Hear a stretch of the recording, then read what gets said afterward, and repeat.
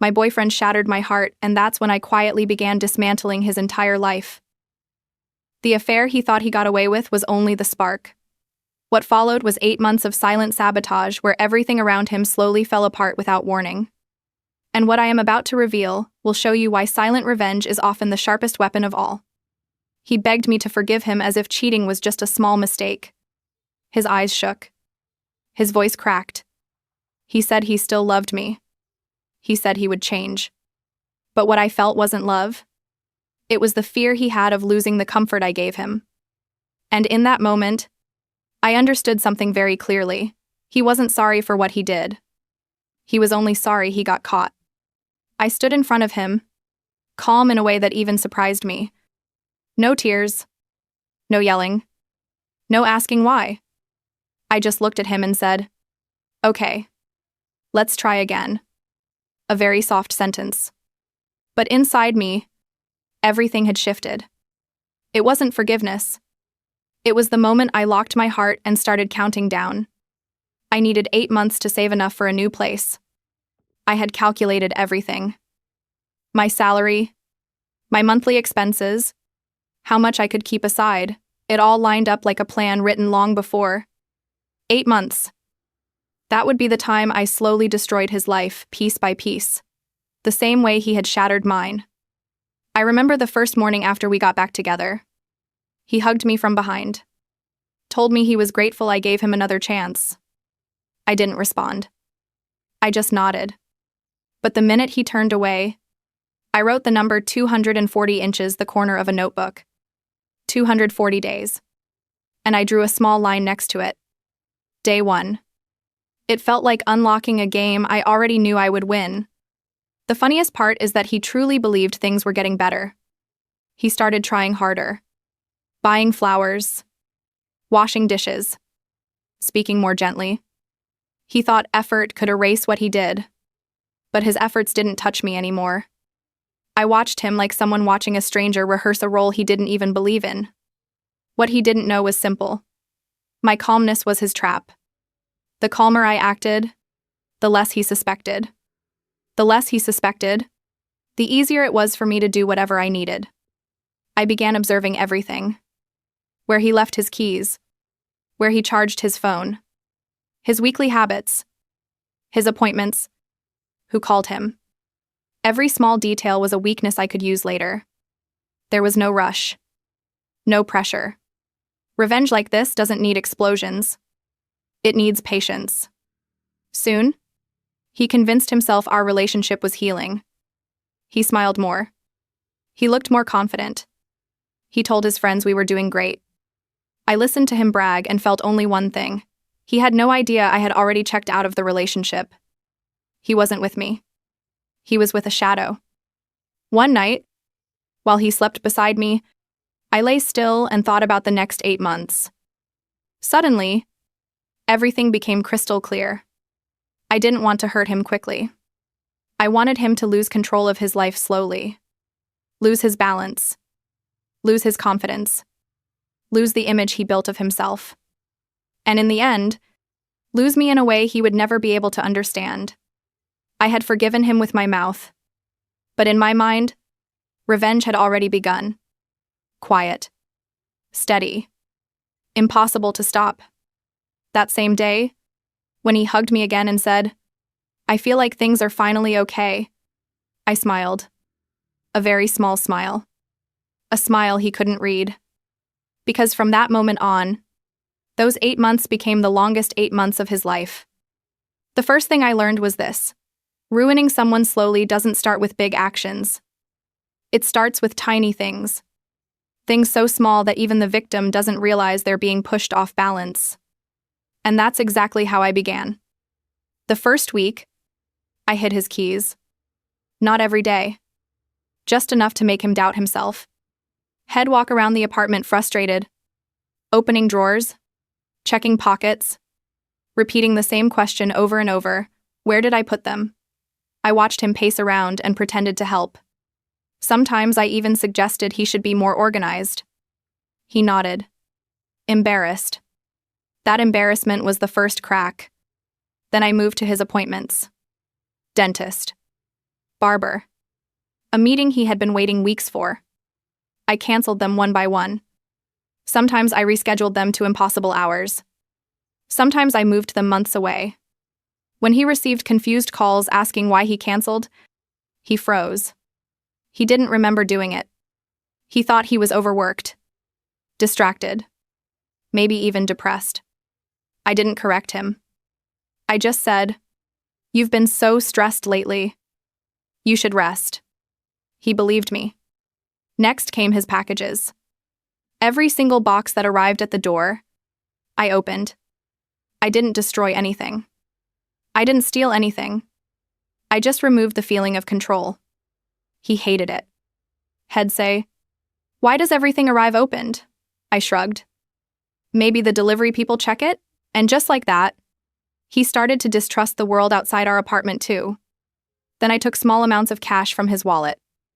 Never enough for him to accuse anyone. Just enough to make him stop and stare at the bills, counting them twice, then 3 times. He would whisper, "I swear there was more." I'd tilt my head and say the same line every time. "Maybe you spent it and forgot." That sentence became a hook he hung all his confusion on. One night, I dipped his toothbrush in the toilet bowl. Not fully. Just enough. Enough to give me a private, silent thrill I never knew revenge could have. Watching him brush his teeth that night, humming, oblivious.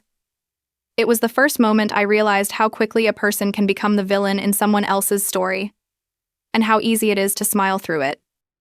After that, I started burning dinner on purpose. Not every meal. Only the meals he loved the most. Pasta overcooked until it turned to mush. Steak burned until the edges blackened. He would laugh awkwardly and say, "It's okay. Accidents happen." And I would look down and mumble, "I am just tired." He began offering to cook more often. Not out of love, but out of quiet frustration. A kind of frustration that grows roots. I knew which dishes he hated. So I cooked them. Not in a rude way. Not in a way he could complain about. Just enough to make every dinner a small disappointment. When he forced a smile and ate anyway, I watched his jaw tighten. I told his parents he cheated. I didn't say it dramatically. I said it like I was trying to heal. They were shocked. His mother cried. His father looked at him with disgust. He didn't even defend himself. He just sat there, stunned, as if he still couldn't believe his perfect mask had slipped in front of the only people he wanted to impress. I wasn't done. A week later, at a meal with my parents, I brought up his cheating again. Casually. Calmly. In front of everyone. He dropped his fork. My mother stared at him. My father went silent. He hated that silence more than any insult. And I kept going. I cried about his affair right before big commitments. Weddings. Birthdays. Important nights out. I didn't scream. I didn't accuse. I just sat there shaking, whispering, "I don't know why he did that to me." He canceled plans. He skipped events. He lost invitations. His friends complained. Some stopped calling. Every day, I removed one brick from the structure of his life. One appointment. One small item. One moment of confidence. One good night of sleep. One connection to the people he cared about. He didn't see the pattern. He only felt the weight. And that weight was exactly what I wanted. The next phase was simple. I wanted to break his confidence. Not loudly. Not violently. Just slowly enough that he couldn't trace the damage back to me. Confidence is fragile. You don't have to smash it. You only have to tap it in the same spot over and over until the crack spreads. I started with his routine. One night, I forgot to wash his work uniform. I left it soaking in the washer. When he woke up and found it wet, he panicked. He tried drying it with a hairdryer. He cursed under his breath. He blamed himself for not checking earlier. I apologized softly. He rushed to work wearing something he hated. When he came home, he said his boss noticed. I nodded and told him to be more careful next time. He looked down. Another crack. I kept doing it. Sometimes I washed the uniform but forgot to take it out. It smelled damp. Sometimes I didn't wash it at all. Sometimes I washed the wrong clothes and acted confused. Every time, he felt a little more incompetent, a little more frustrated with himself. Then I moved to his sleep. Sleep is the foundation of everything. So I broke it. I woke him up in the middle of the night to talk. I didn't fight. I didn't yell. I just wanted to share my feelings. I asked if he still thought about the girl he cheated with. I asked if he really loved me. I asked if he thought we would be okay. He was tired. Exhausted. Barely keeping his eyes open. He always said, "Can we talk tomorrow?" I always said no. He stopped sleeping deeply. He woke up groggy and drained. His mornings became slower. He was late more often.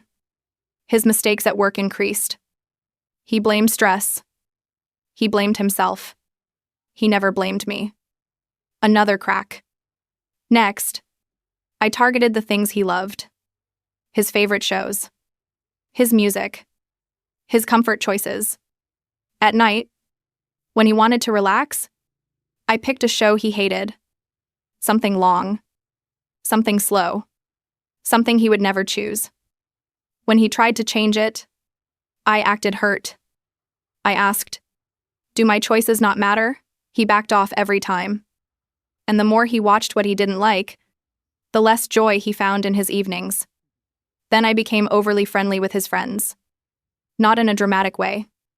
Just enough to make him uncomfortable. I laughed a little louder. I touched their arm when I made a point. I remembered tiny details about them. He never confronted me. But I saw it. The tension in his jaw. The way his eyes followed every gesture. The fear that I might leave him the way he once betrayed me. He didn't know if he was overthinking or if something was really happening. That uncertainty ate at him. Another crack. Then I went after the image he tried so hard to keep. The image of the good guy. The stable one. The reliable one. I told him small things like, "You've been distracted lately," or "You used to be better at this," or "You're not yourself anymore." Short sentences. Quiet sentences. But they landed like small stones hitting the same weak spot.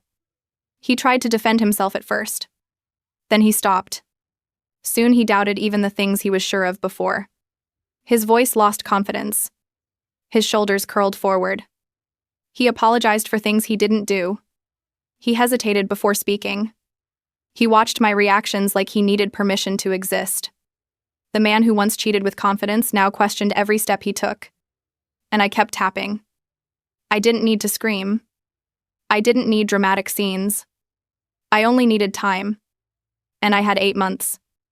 By the time I reached the end of this phase, he wasn't the same person anymore. He was quieter. Smaller. Almost afraid of his own shadow. And he had no idea that every piece of that fear came from the person lying next to him. But I did. Because I put it there one crack at a time. The next stage was the most delicate. Hurting someone in private is one thing. But hurting someone in front of the people they want to impress, that's where the real damage happens. And he didn't see any of it coming. The first time was with his parents. I didn't plan it. I didn't rehearse it. I just waited for the right moment. We were at their house, eating dinner. Everything was normal. His mother was talking about work. His father was talking about the weather. And then his mother asked, "You two seem closer lately. Things are good, right?" I looked at him. I watched his smile. I watched how much he wanted to believe the lie. Then I said softly, "We're trying, but it's been hard since he cheated." Silence. Not dramatic silence. Heavy silence. The kind that sits in the room like fog. His mother dropped her fork. His father stared at him. Stunned. He froze. He didn't deny it. He couldn't. He just sat there, waiting for someone to rescue him, but no one did. I whispered, I didn't want to say anything, but I am still hurt. His mother started crying. His father looked disappointed. The man who once bragged to them about being a good partner now sat there like a child caught lying. And the best part? I didn't raise my voice. I didn't accuse him. I just told the truth at the right moment. He walked out of that house smaller than when he walked in. But I wasn't finished. A week later, my parents invited us to dinner. He thought it would be a fresh start. A chance to prove himself. He dressed nicely. He rehearsed polite answers in the car. He even brought flowers. I watched him try so hard, and I felt nothing. Halfway through dinner, my father asked, "So, how are things between you two?" I waited again. I waited for him to smile. I waited for him to believe he could control the narrative. Then I said, "We're okay. I am still trying to forget the cheating." He dropped his fork. My mother inhaled sharply. My father turned to him with a look I'd never seen before, disappointment mixed with cold judgment. He stuttered, tried to explain, but the words didn't come out. He knew whatever he said would only make it worse. He didn't speak for the rest of the meal. And from that point on, every family event became a battlefield he had already lost. Parents on both sides watched him differently. Friends heard pieces of the story. He became the man who hurt his girlfriend, not the charming guy he pretended to be. But the most effective blows were the emotional ones. I timed them. I chose the moments carefully. I waited until the exact second he needed to be somewhere important. Then I would break down. Not dramatically. Quietly. With shaking hands and a trembling voice. "Why did you cheat on me? Why wasn't I enough?" He would stop whatever he was doing. Cancel plans. Miss events. Miss opportunities. Miss celebrations. He once missed half of his best friend's wedding because I cried on the floor right before we left. He sat next to me for 2 hours, confused and guilty, while the ceremony happened without him. His friends were furious. They called him unreliable. They said he changed. They said he was dragging everyone down. And he couldn't argue. He didn't know how to explain what was happening without admitting the affair. So he stayed silent. And that silence destroyed every connection he had. I didn't need to fight his friends. I let them do the work for me. Every lost friendship was a blow he felt deeply. Every disappointed message. Every canceled plan. Every moment someone said, "You used to be better than this." He carried all of it alone. By this point, the man who once walked into rooms with confidence now avoided gatherings. He avoided calls. He avoided people. He avoided questions he couldn't answer. And I stood next to him, gentle and calm, as if I had nothing to do with the collapse. But we both knew. Brick by brick, I had taken apart the world he built around himself. By the time I reached the 6th month, the damage was everywhere. Not loud. Not dramatic. Just present in his eyes, in his posture, in the way he moved through the day like someone carrying something heavy that no one else could see. The first sign was his mornings. He woke up tired every day. Not the kind of tired you fix with coffee. The kind that settles deep in the bones. He looked in the mirror longer. He rubbed his face harder. He asked himself questions he didn't have answers to. Why am I like this? What's happening to me? I watched from the doorway and said, "You've been stressed lately." He nodded. He believed it. Then came the problems at work. Small mistakes first. Missed deadlines. Misplaced reports. Forgetting instructions. His boss called him in more than once. He blamed his lack of sleep. He blamed pressure. He blamed the economy. He never once looked at me. And that was the beauty of it. He thought the world was collapsing on its own. He didn't know I was pushing every loose brick. His coworkers noticed. They whispered behind him.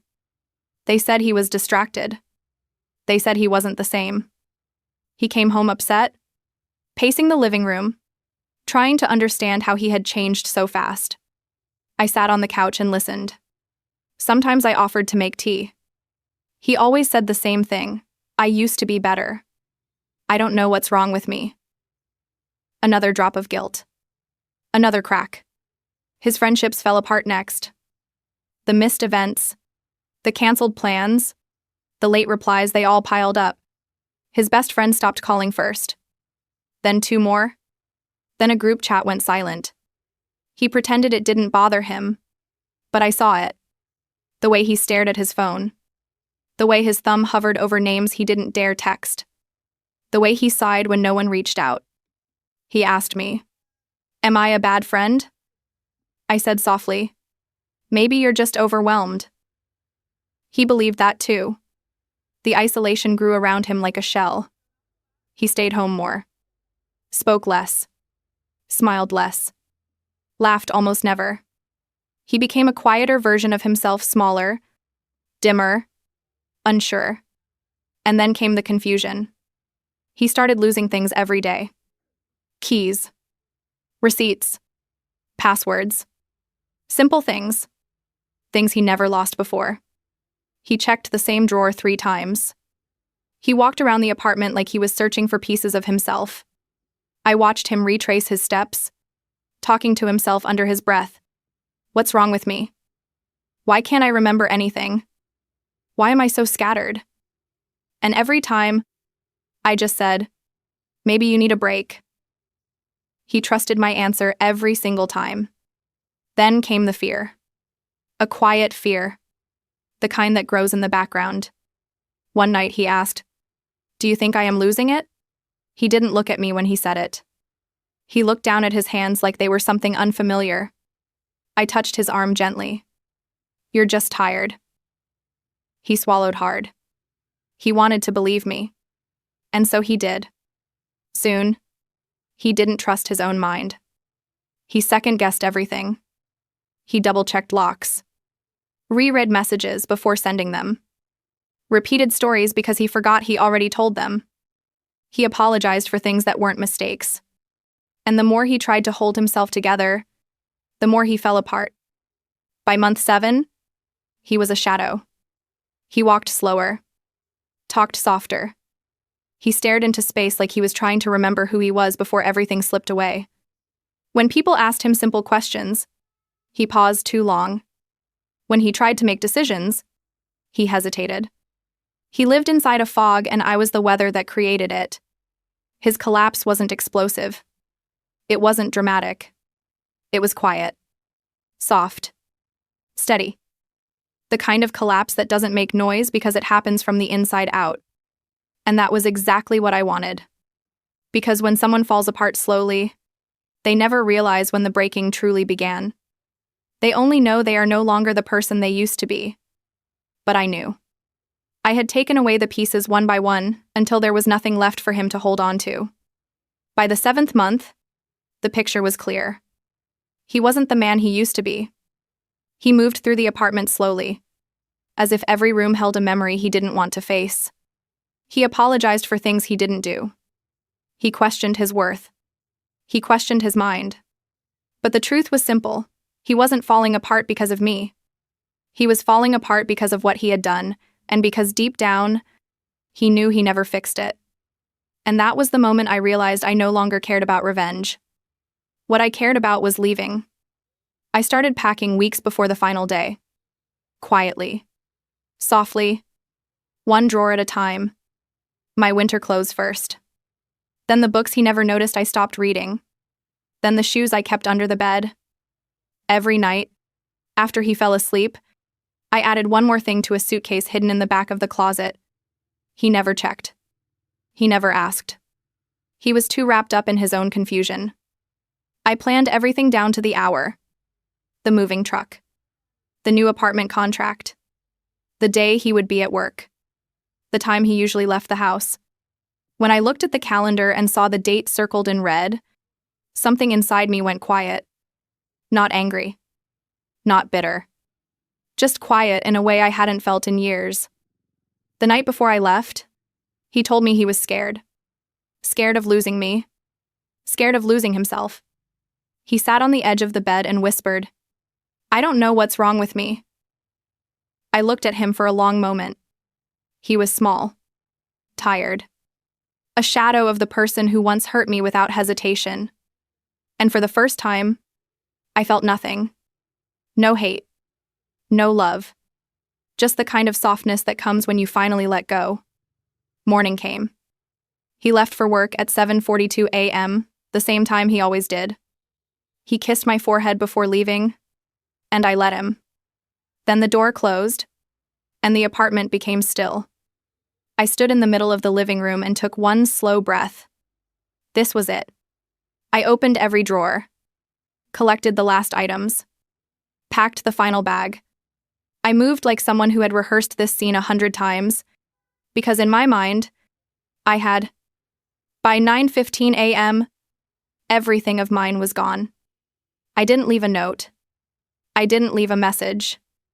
I didn't leave a single trace of who I used to be in that space.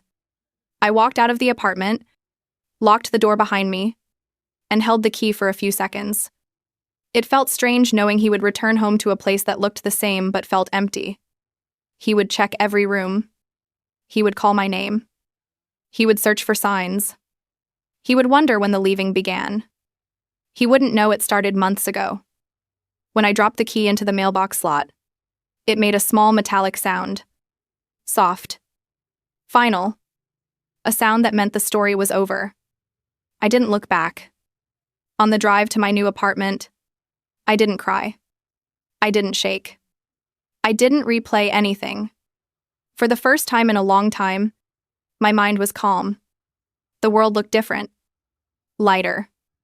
Almost like I had been carrying someone else's weight without realizing it. Later that evening, he called me.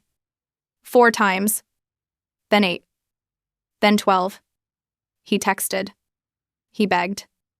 He asked if I was safe. Then he asked what he did wrong.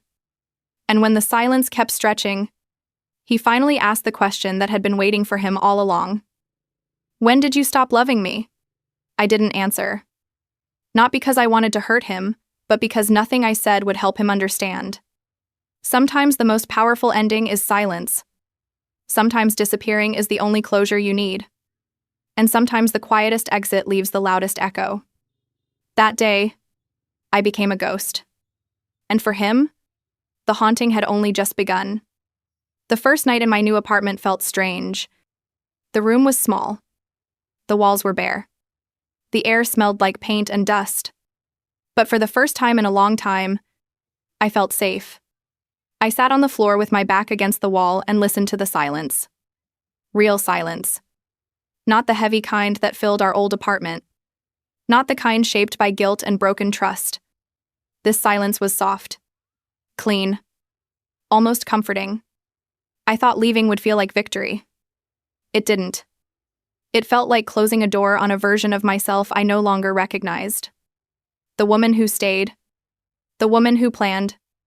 The woman who carried hurt like a secret weight. She didn't fit here anymore. There was a moment that night when I almost cried. Not because I missed him. Not because I regretted anything. But because I finally understood something simple. Revenge doesn't heal you. It distracts you.